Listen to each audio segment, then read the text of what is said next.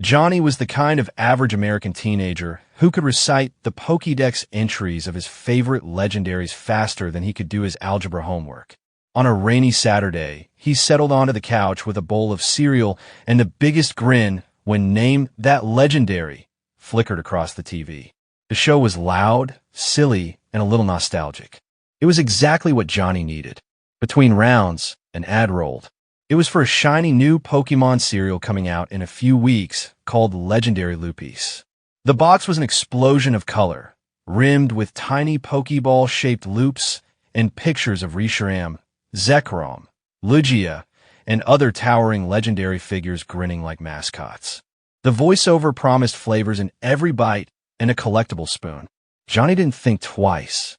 He pre-ordered the limited early access box almost instantly on his phone because, honestly, who could resist the orange creamsicle loop? Johnny had been waiting for weeks.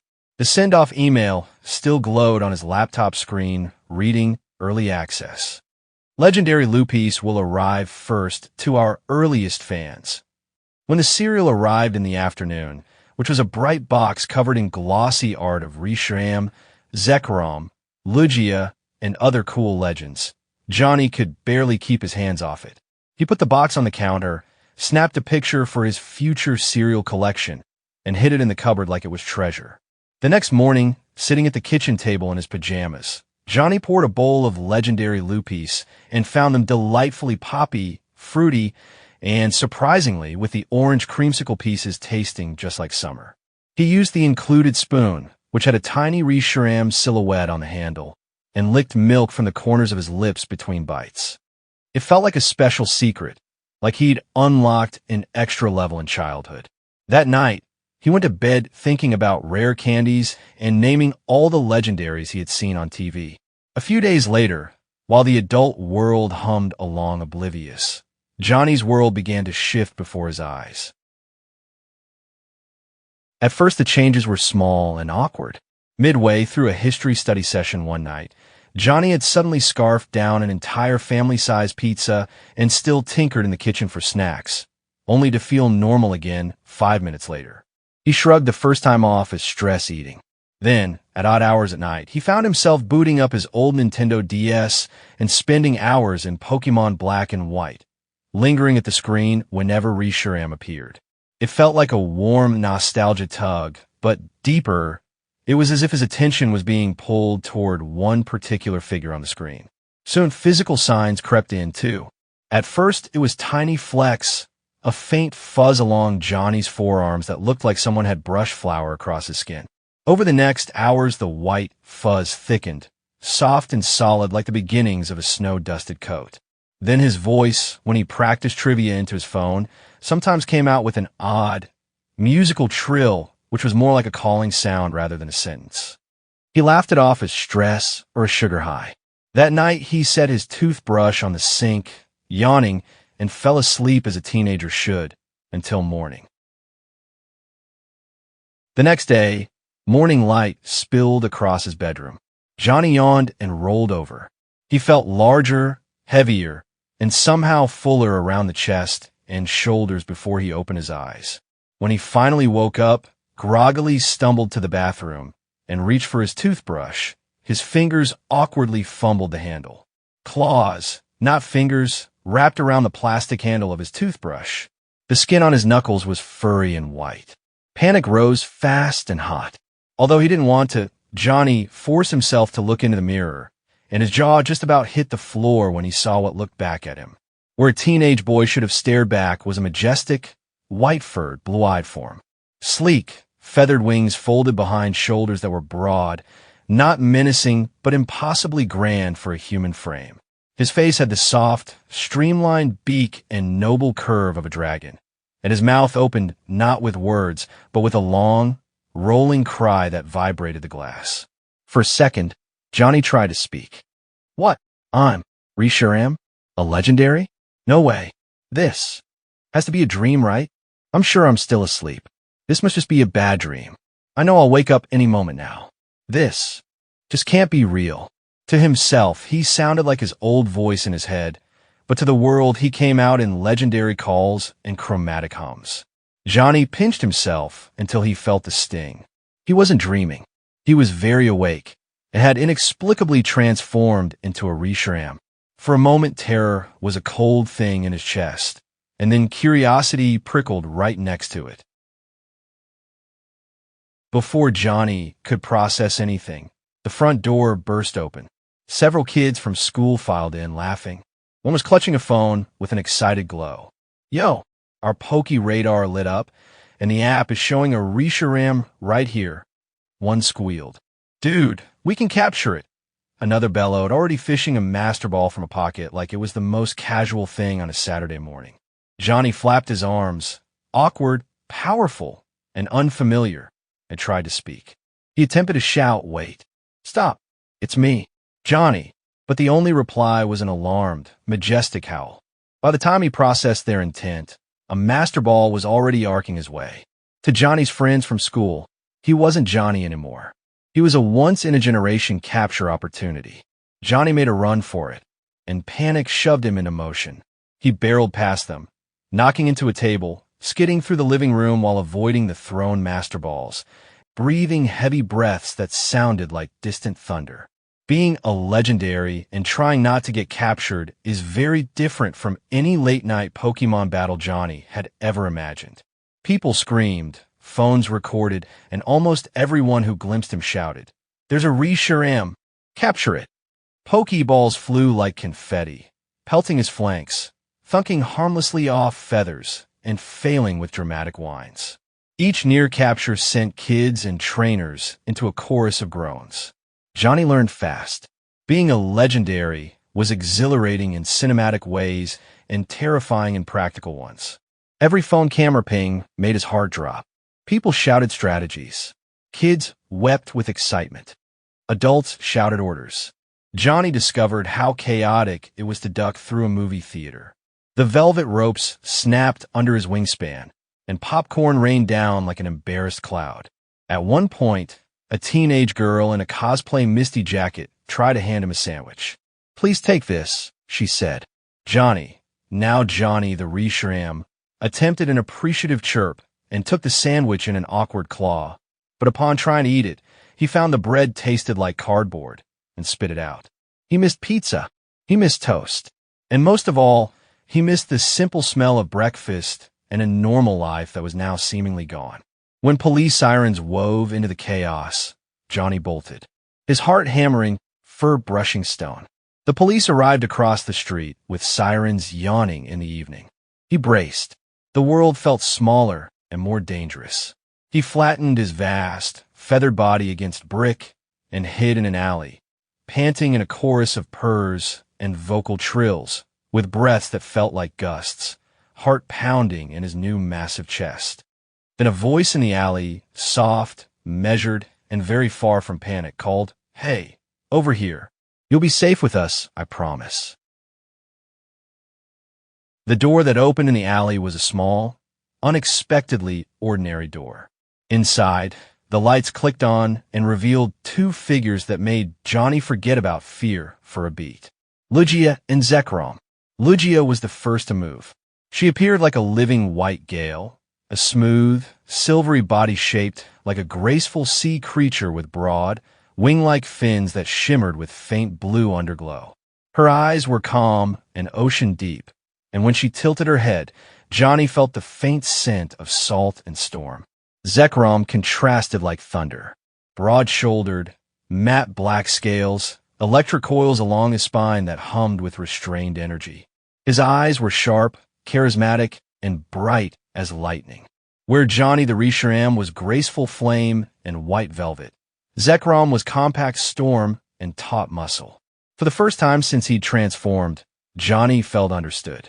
Their presence felt like standing between a storm and a calm ocean. Lugia's wings folded carefully as she spoke in a calm, human voice the way people do when they don't want to startle a child. "We've been monitoring the broadcast," she said. "You were the first. You're confused and scared. That's normal." Johnny responded, "What do you mean, the first? What on earth are you talking about? And why can I understand what you're saying?" He was stunned and strangely relieved. With them, his cries translated into clear words they could hear. People hear our voices as cries, Lugia explained in a soft, human-like voice. But to each other, we speak plainly. Your inside voice, speaks like a boy. Outside you cry like a legend.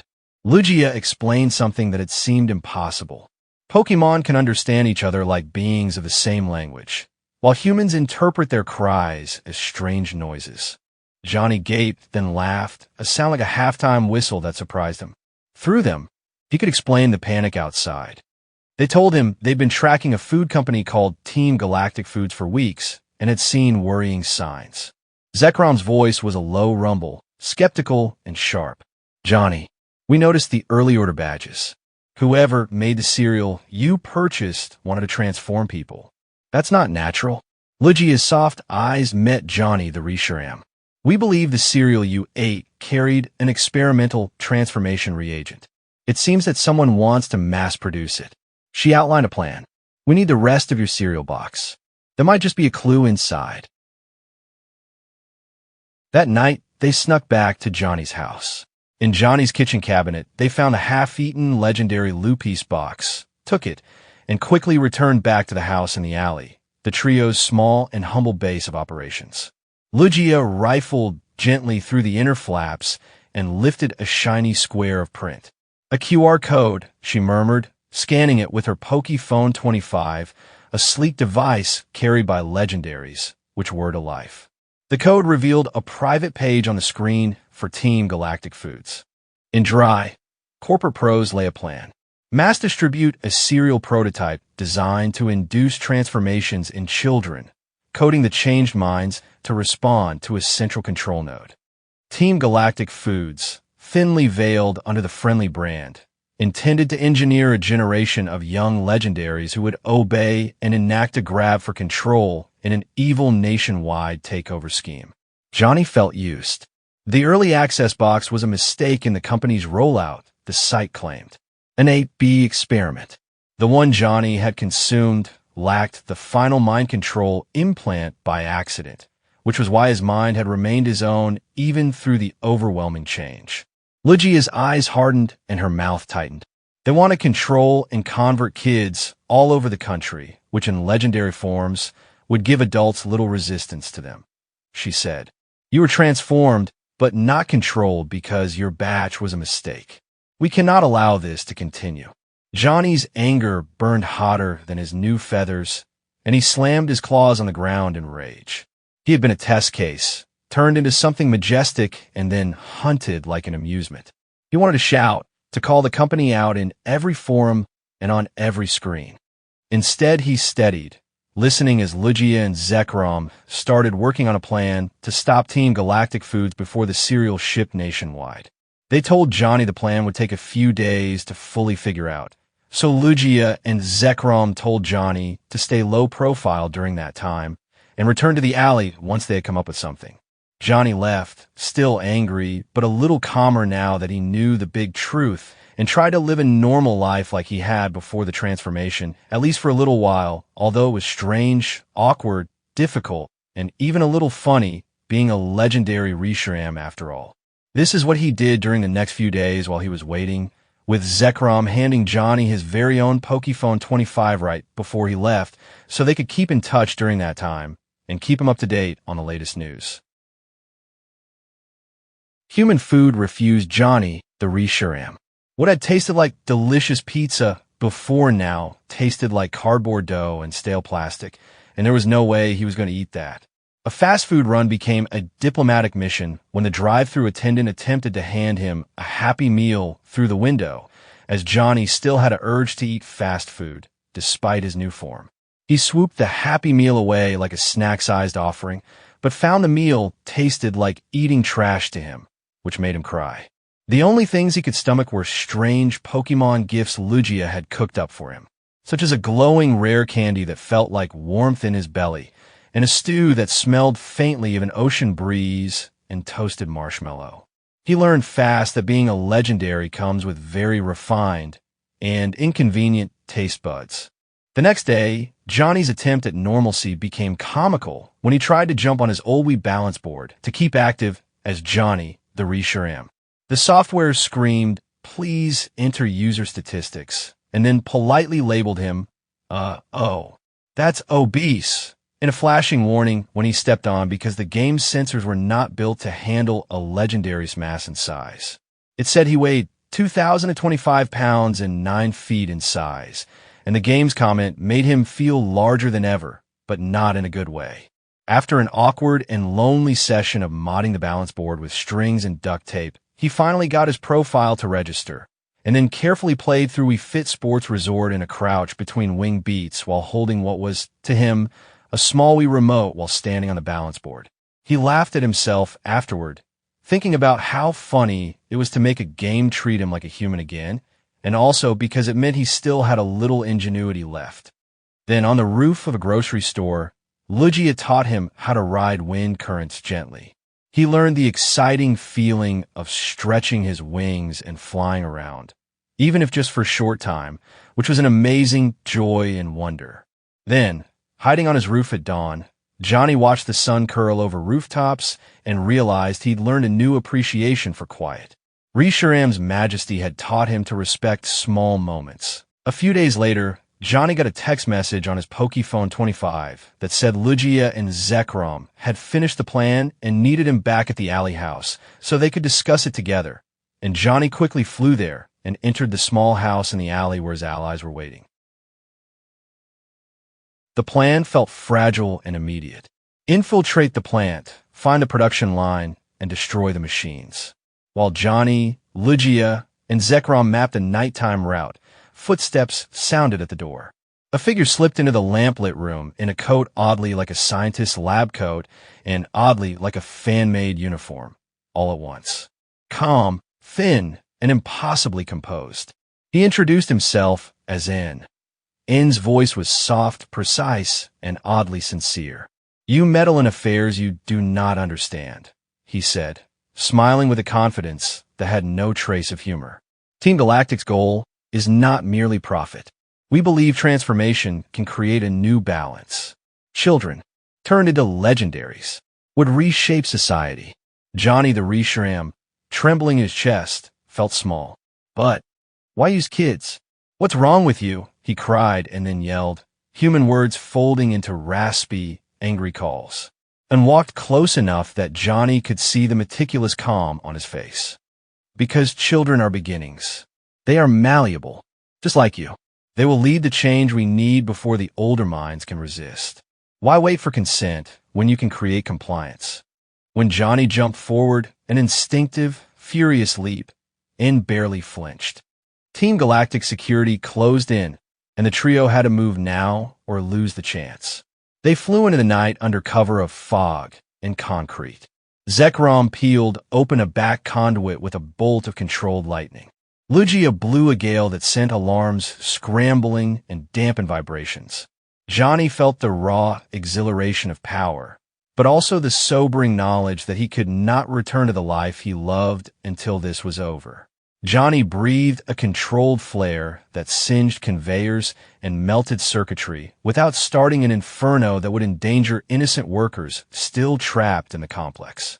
It was terrifying to have that level of force in his limbs and not know the measure of it.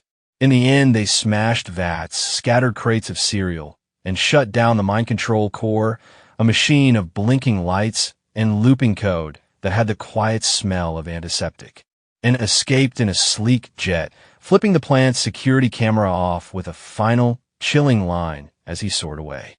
"You have delayed us. You cannot defeat progress. There will be more opportunities."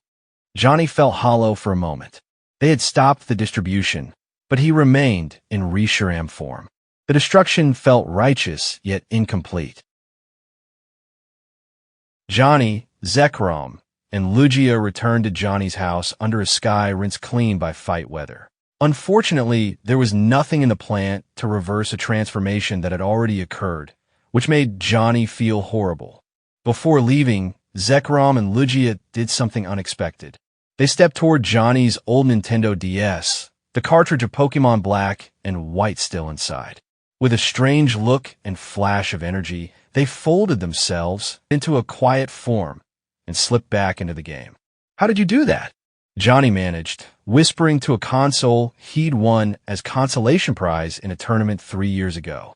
Luigi's voice came faint, the way distant waves sound. "We have our ways. You found us because we were watching you." They left with a promise of watching out for the future. "If N comes back," Zekrom rumbled, "we'll be near." That night, Johnny the Reshiram tried to sleep and found himself missing the simple things. Human hands, the weight of a backpack, and the embarrassment of school hallways. Exhausted, scared, and raw with feeling, Johnny laid down in his bed and let the enormity of the hours wash through him like rainwater through a gutter. He cried a waterfall of tears, not with the wildness of a legendary beast, but with the aching, human sorrow of a teenager who had watched his normal life get smudged like watercolor. He fell asleep exhausted, a teenager inside legend-sized fur, and dreamed of the cereal ad jingle, transformed into a taunt. He dreamed of N's voice. He dreamed of Luigi's eyes and Zekrom's crackling chuckle. When morning came, he hesitated to pry his lids open. After getting out of bed, Johnny shuffled to the mirror and braced himself for more white fur and deep blue eyes. Instead, he saw his own face. Relief rushed into him like a summer storm. He was Johnny the human again. When his friend from school knocked that afternoon and asked him to watch name that legendary, Johnny declined, saying, "I need a break from Pokémon." Johnny's friends respected his decision. Before they left, one of them announced that Legendary Loopies had been pulled from shelves and recalled. Team Galactic Foods project had been halted by the scandal of the plant attack. Johnny's stomach flipped. It was a weird comfort to know that no one else would be tested and that no more children would be transformed without consent. That night, Johnny sat on the porch with dinner warming beside him. The stars were pinpricks of quiet approval. He thought about the week's absurdities while he had been a Reshiram one more time, like a montage. Such as the day he tried a random piece of rare candy he had found, which had been too fizzy and made his teeth sparkle. The time a gaggle of teenagers misfired a master ball that had landed on his tail, making Johnny run away scared. How the Wii Balance Board had declared him obese, which he hacked while giggling through tears. He also remembered the fear of being hunted, of losing his identity, of a company that treated children like test subjects. That shadow stayed with him like a lesson, that excitement and consumer culture can hide risks, and that sometimes you need to look past flashy ads and check the small print. As the porch light haloed his plate, Johnny felt strangely grateful. He had been a legend, literally, and come back to being a boy. He had friends who loved him even if they had panicked, and 2 legendary allies who would always watch.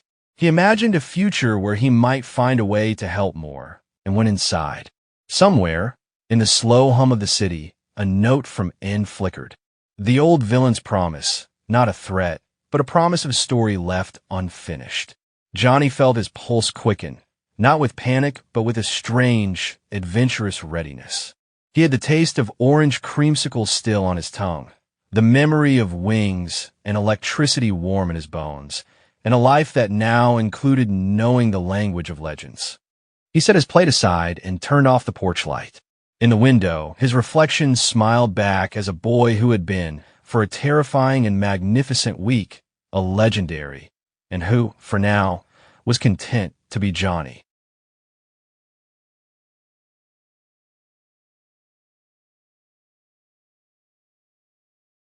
In 2017, high above Earth, a gleaming silver ring drifted silently through low orbit.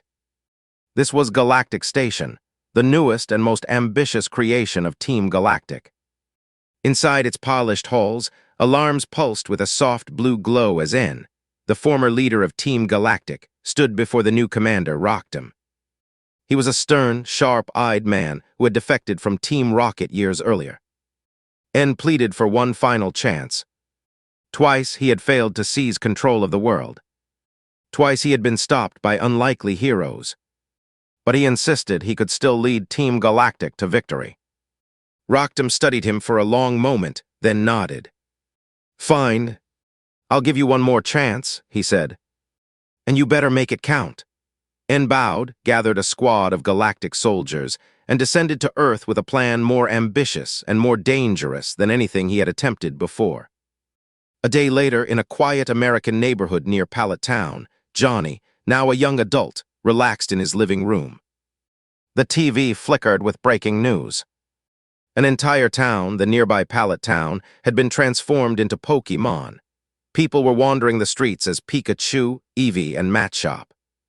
They were confused, frightened, and unable to speak. Johnny's heart dropped.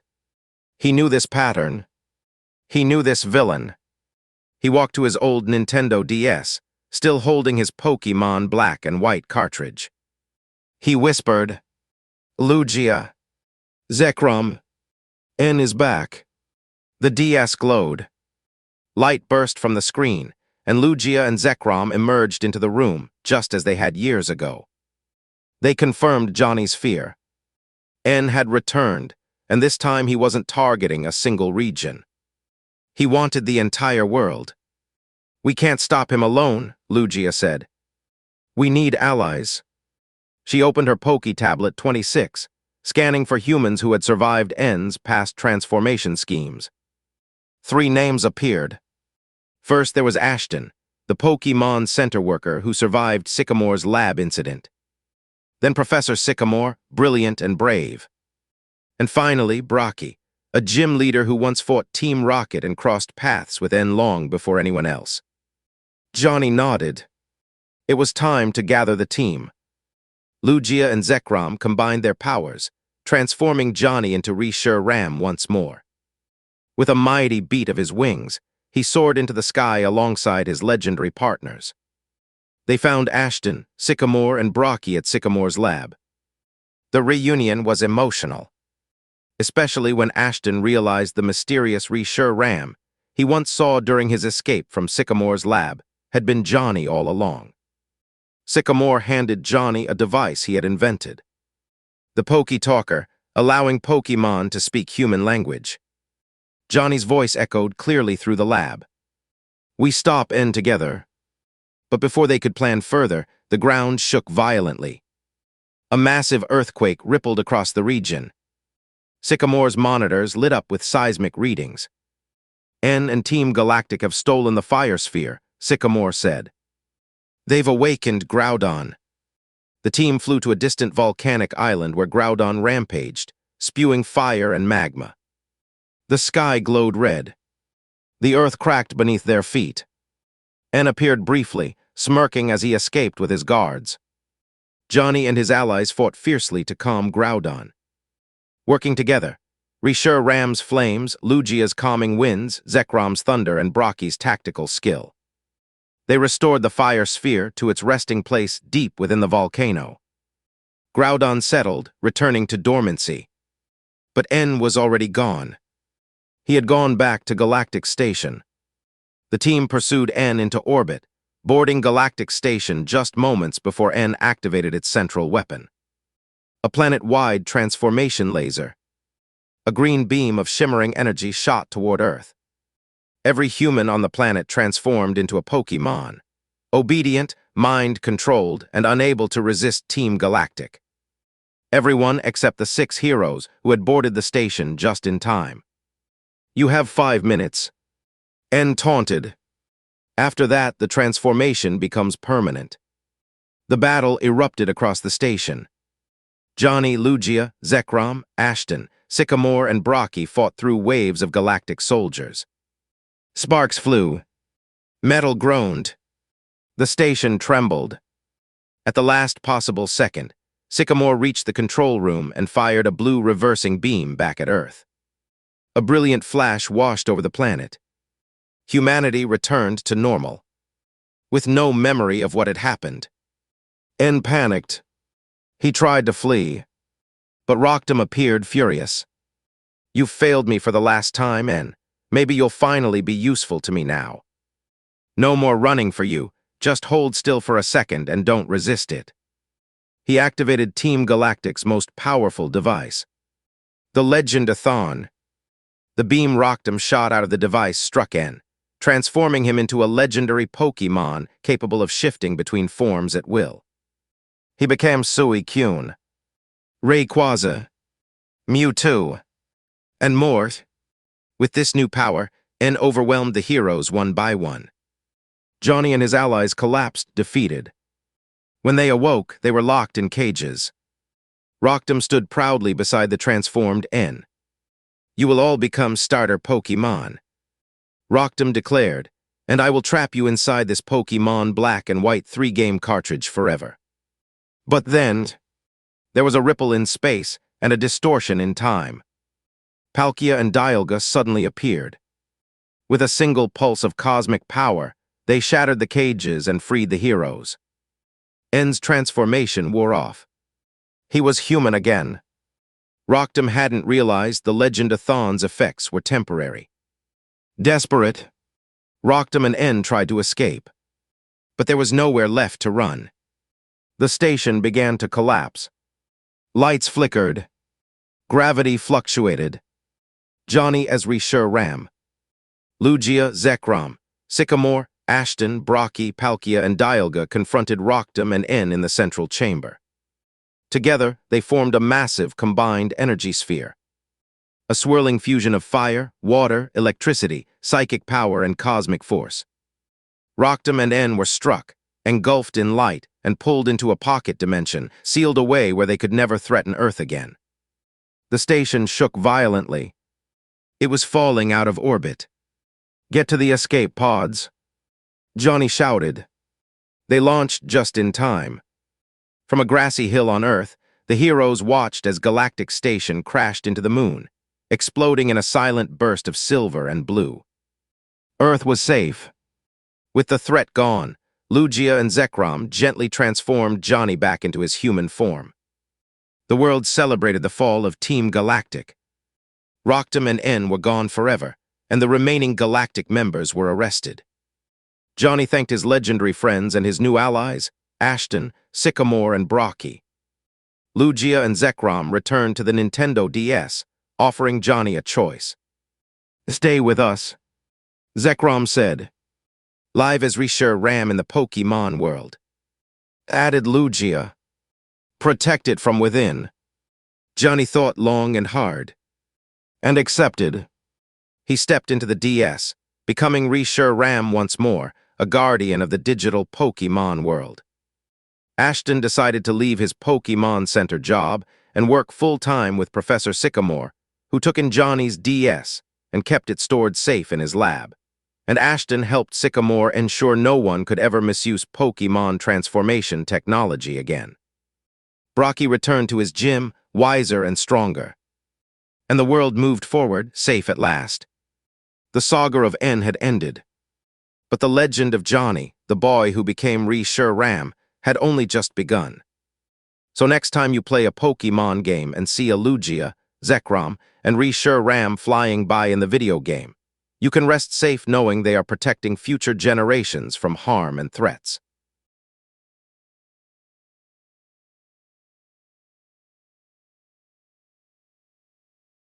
A year had passed since the world was saved from Team Galactic's final and most dangerous plan.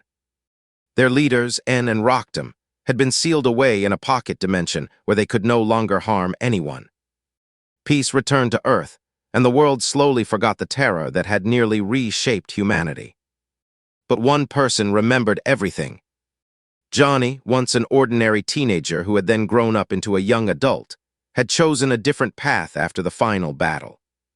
After accepting an offer from his legendary allies Lugia and Zekrom, he transformed into Reshiram permanently and stepped into the digital world of Pokémon games. There, he became a guardian alongside them. A protector of every Pokémon world, inside every cartridge and console. The real world moved on. But inside the games, a new adventure was about to begin. Spring sunlight warmed the sidewalks of Milford in 2018, an ordinary American town where Jimmy, a cheerful teenage 8th grader, stepped off the school bus for his first day of 8th grade at Westmouth Middle School. He chatted with friends, joked about homework, and walked into his math class expecting a normal day. Instead, the room buzzed with excitement. Everyone was talking about one thing: Pokémon Blazing Orange, a brand new game launching in a few weeks. Jimmy wasn't a huge Pokémon fan, but he had played a few games before. His classmates described the new region in the upcoming game. The Hulton region, featuring real-time battles, new starters, amazing graphics and visuals, and a massive open world. It would also start the 11th generation of Pokémon games. Even the teacher, Mr. Hutt, had to quiet the class down twice. By the end of the day, Jimmy was curious enough to ask his parents if he could buy the game. They agreed, as long as he kept up his good grades. Jimmy proudly showed them his B+ on a recent assignment, and the deal was sealed. He would buy the game the day after launch. April 21st arrived with the energy of a massive video game launch. Jimmy and his friends met at the local game store to watch the launch event. Crowds cheered, screens flashed with gameplay, and the excitement was contagious. But Jimmy noticed something strange. On one of the demo screens, a Reshiram appeared, unmistakable and majestic, and glided across the footage for a split second. No one else saw it. His friends brushed it off as a glitch. The demo looped again, and the Reshiram did not appear. Jimmy shrugged it off, but the image stuck in his mind. The next day, Jimmy bought the Day 1 edition of Pokémon Blazing Orange. He rushed home, popped the cartridge into his family's Nintendo Switch console, and played for hours. The game was beautiful, fun, and glitch-free. He went to bed excited for Saturday. The next morning, he woke to a strange notification on his phone. Sightings reported. Please read. On PokéChat, located on a section of the website for the new game, players were posting about a mysterious Reshiram appearing in their copies of the game. Staring at them, following them, then vanishing.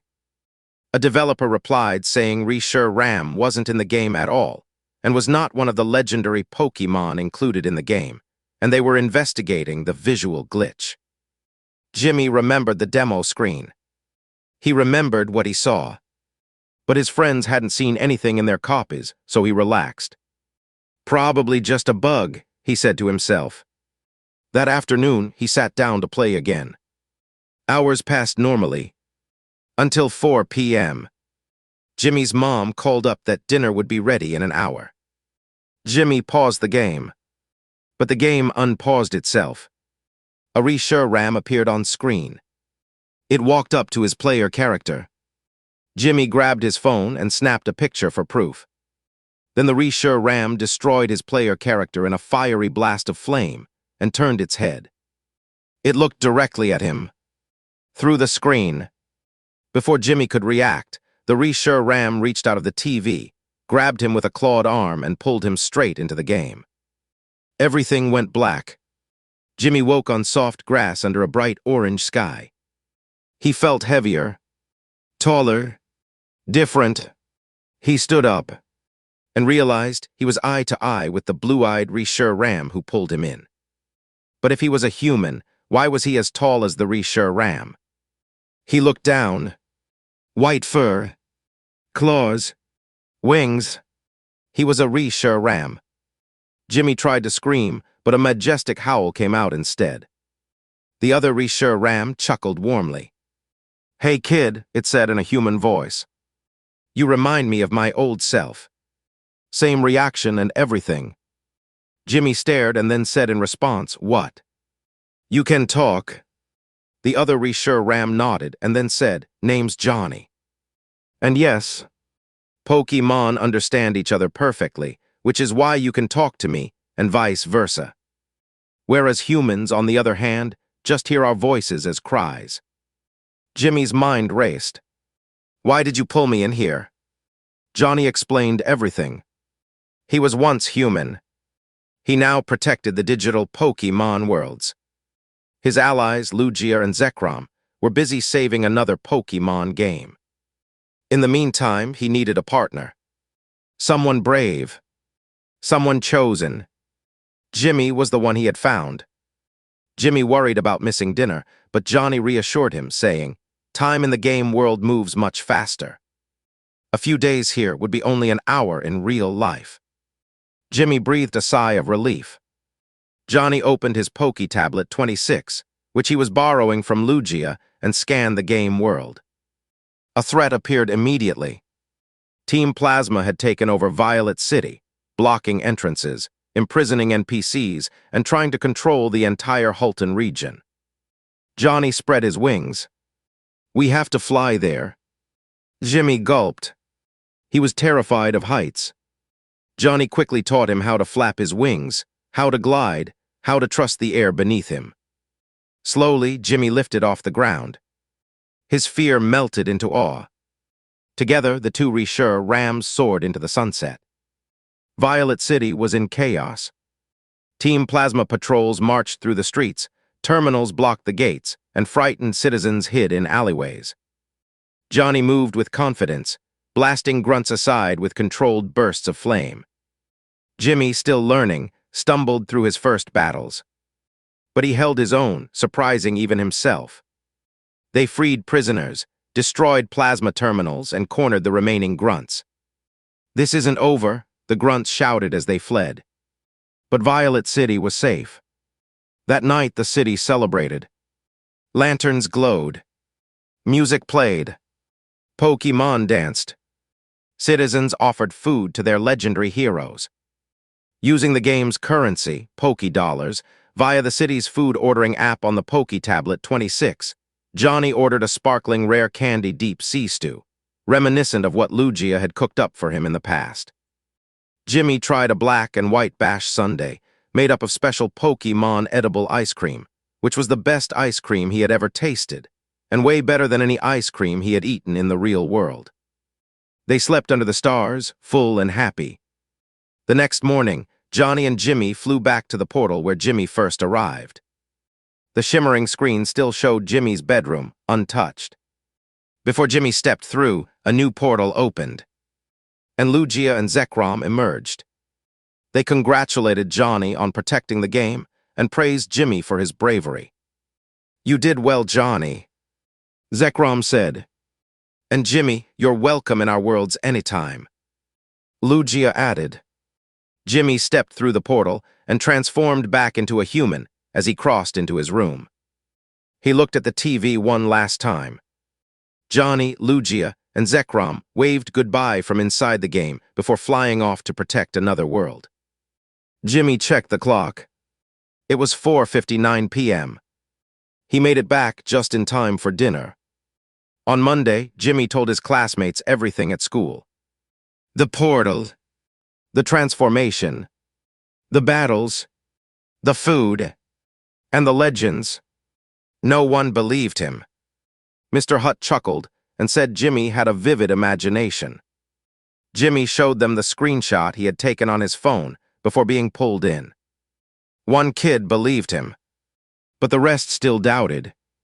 Then a student burst into the classroom holding his switch. "I saw them," he shouted. "Two Reshirams, flying toward Violet City while I was playing the game a few days ago." He showed the footage he recorded. The class gasped. Mr. Hutt's jaw dropped. Jimmy smiled. After the word had spread around the classes, his entire school, Westmouth Middle School, now knew the truth. The sightings stopped soon after. Johnny, Lugia, and Zekrom had moved on to protect another Pokémon game. Jimmy wondered if he would ever see them again. He looked at his Pokémon blazing orange cartridge, now just a game on the surface. But he knew better. For a chosen few, the Pokémon worlds were more than pixels. They were portals. They were adventures. They were legends waiting to be lived. And Jimmy had become part of that legend. A new era had begun.